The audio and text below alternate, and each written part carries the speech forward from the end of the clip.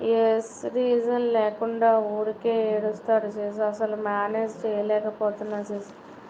ఎన్నో మంత్ భావన గారు బాబుకి? అలాగే ఉంటది భావన సిస్. నేను నిజంగా మీలాగే రీజన్ లేకుండా ఏడుస్తున్నాడు అనేసి డాక్టర్ దగ్గరికి తీసుకెళ్ళాను. నాకెందుకంటే ఏడుపొచ్చేసేది నాకు. ఏం చేయాలో తెలిసేది కాదు. ఎలా ఊరుకోబెట్టాలో తెలిసేది కాదు. పోనీ ఎందుకు ఏడుస్తున్నాడో అనేసి అంటే పిల్లలు అలాగే ఉంటారు. మీరు చూసుకుంటా ఉండాలని ఈజీగా తీసి పడేశాడు. కొన్ని నెలల వరకు పిల్లలు అంతే. థర్డ్ ఇయర్ వచ్చిందా బాబుగాడికి? మరి ఇంకే ఇంకా ఏడిపించేస్తున్నాడా? ఏడిపిస్తాడు. ఎందుకంటే మా చిన్నోడికి 6th ఇయర్ వచ్చినా ఇంకా ఏడిపిస్తున్నాడు నన్ను. ఈ మగ పిల్లలే అంత భావన.